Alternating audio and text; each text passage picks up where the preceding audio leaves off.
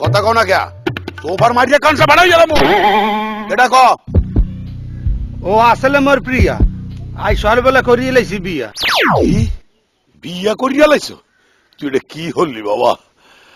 আমার একটা স্বাদ আহ্লাদ আসলে না গ্রামের মানুষের একটু খাসি মুরগি জবে করিয়ে খাওয়াইতাম তুই আমার মুক্ত বাঁচাইয়া সুনকালি বাক্যা দিলি হ্যাঁ